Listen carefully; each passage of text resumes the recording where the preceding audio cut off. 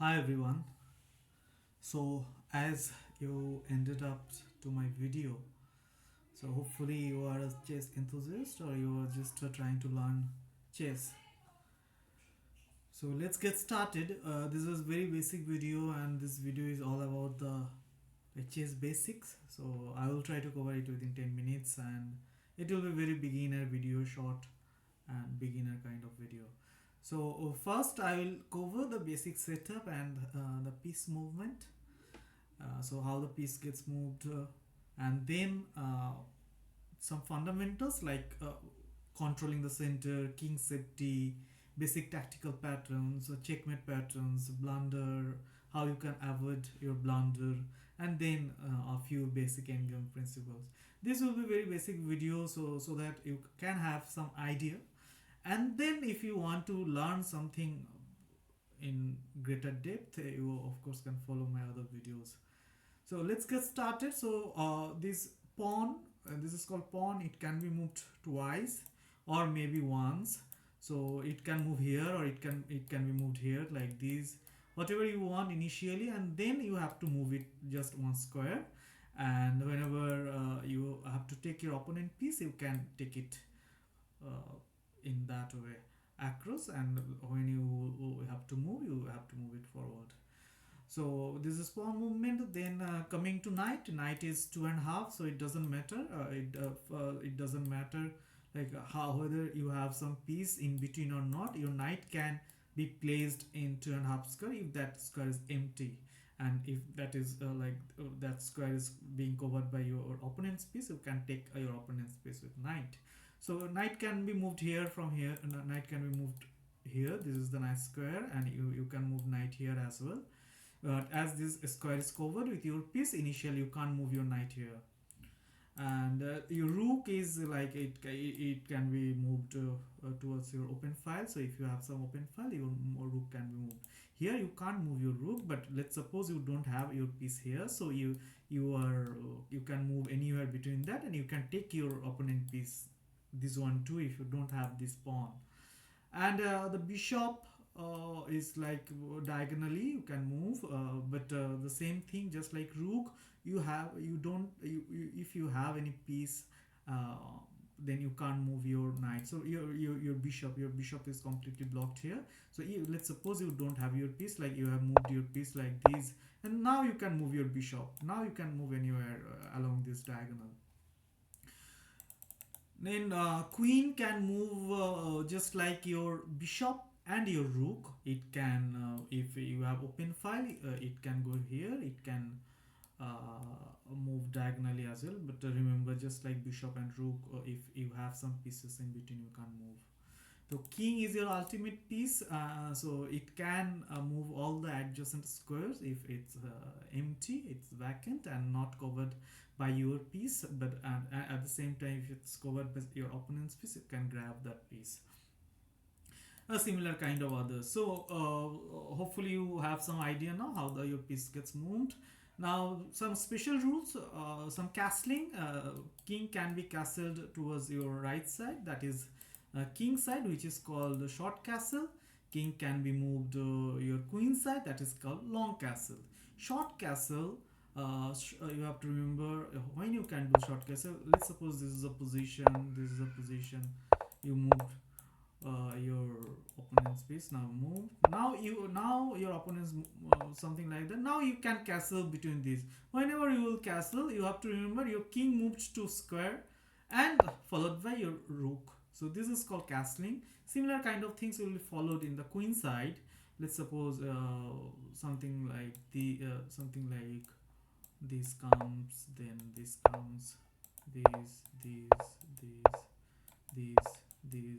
So now you can open to castle your king side as well. So when you will do your king side castling, this is like two square, just like your right side. So this is king side castle. Now what is in passant? In passant is like, let's suppose these you move this. Now your opponent just move these. So whenever your opponent move too square by crossing you, immediately you can take this pawn. This is called impassant. And pawn promotion, whenever your pawn will end up anywhere in the last uh, rank of your opponents, you can promote anything you want with your pawn. It might be rook, it might be bishop, it might be knight or queen. Then coming to controlling the center, in the open you try to move your central pieces. These two are your central pawn. Try to move the central pawn and try to control this center. So the better control you will have towards your center, the better control you will have towards the game. So you must occupy your center, something like that. E4, e5, d4, something like. Then you have to take your center. Now he will take, but you have some other moves like simply move the knight so that your central square gets covered. So this is called controlling the central. Another thing you have to remember, that in opening, rather moving your pawn, you try to develop your pieces. So you can see that I have developed my knight. So this is knight is like development. Initially you have to focus on more on your development rather than moving pawn here and there. So you can't like you can't move anything like these, but this is not a good move. This is not a good move. Rather, what you have to do, you have to just open the game like this. Whatever your opponents move, now you have to walk how you can improve your chess pieces rather moving the pawn continuously. So something like these, and then these, then these. So this is the best thing you can do. So you have to develop your pieces first, rather moving your pawn continuously. And then um, initially bringing out the queen is also not a very good thing. Like your opponent's movie, if you move like this is not a good move. You try to preserve your queen for middle game, not in the opening. Opening you have to develop your pieces. You have to develop your bishop. You have to develop your knight. You have to have a good control over the center, and then you bring out the queen. What happens if you bring the queen early? Then opponents will bring simply develop your knight with the tempo to queen. Now you have to retreat your queen. So it's good for nothing. Rather, you have to put your pieces in such a way so that it can be covered. It can cover your key squares, and it's a good way to play so that you can have a good attacking game in later on. And you have to focus on your king safety as well, as discussed earlier, like castling after moving these. So you have to bring your queen any of the side of the board so that your king is safe. Like it's not so immediate pressure is coming on. Like in center, immediately you can see something push is possible, so your center breakout is possible, so that if your king remain in the center, then it will be some attack into your king as well. So you have to move your king, you have to castle, and you have to make your king safe. And whenever you castle your king, you try to not to weaken other squares around your queen, like taking, something like that. Comes, your opponent will move like these, like maybe these. So these comes now. No need to move this kind of moves which will make your king unsafe. So try to preserve these pawns around your king. If nothing immediate is coming, try to preserve your pawn. Try to save. Try to keep your king safe. Moving forward to some basic tactics, some tactics like simply taking your forking your king and queen together, something like that. Takes your king. Now what happens if you see, if you take your knight now, so your king and queen both are getting forked, so he has to give a queen for this. So move using this is some simple tactics which you can follow during the game, and you can win some pieces. And something like that, a simple fork, skewers, spin, you have to focus on these things. I'll come deeper analysis with this fork, pins and all.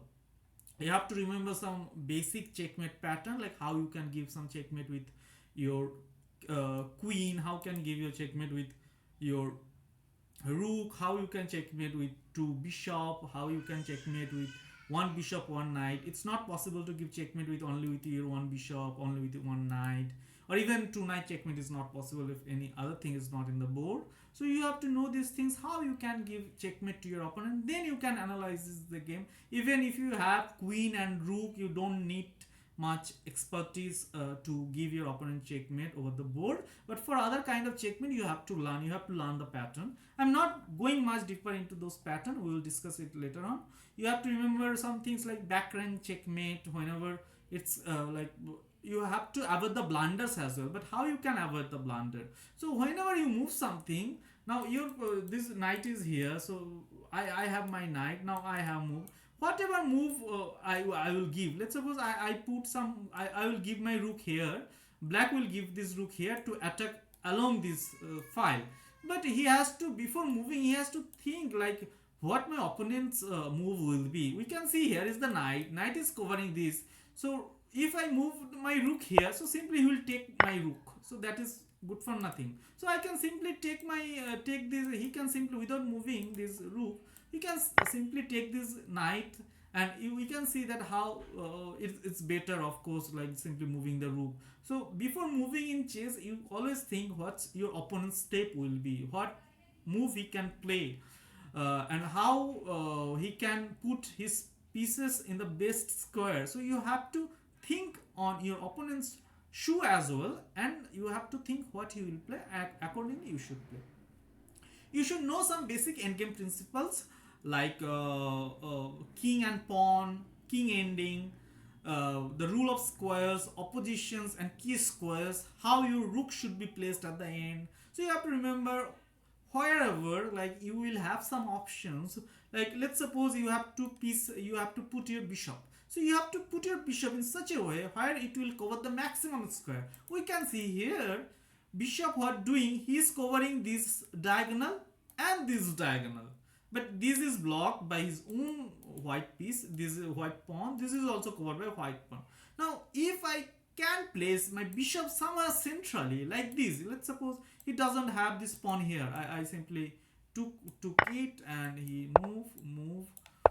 So what, like I can move my bishop somewhere where it will be the most effective. Like this is the most effective. What he is doing, he's covering this, he is covering this diagonal, this diagonal, this diagonal, this diagonal. We can see the maximum space he is taking. But when he was placed here, he was just simply covering this one, not this is covered by his own piece. So we have to think like, if I put my piece somewhere, how effective it is, or whenever we have some bad piece, we have to move it to better places.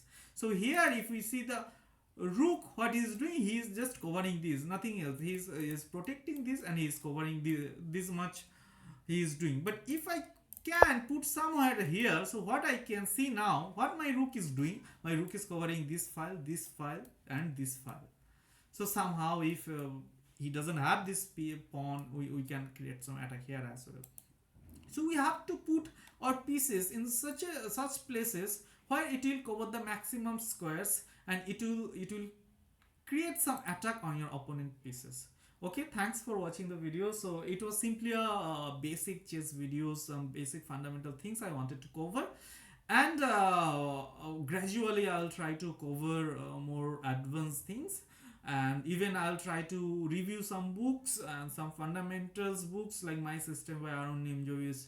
That is a great book to know the theory, know the principles. So I will come to those books. And also this is very basic video for who are trying to learn chess, who are new in the chess and they really want to win some games, win some tournament, maybe some office tournament, some school tournament, or maybe like just to have an upper hand whenever you will play with your friends. So this is for them, and gradually I will come in more advanced videos. Thank you for watching. Remain connected for more chess. Thank you.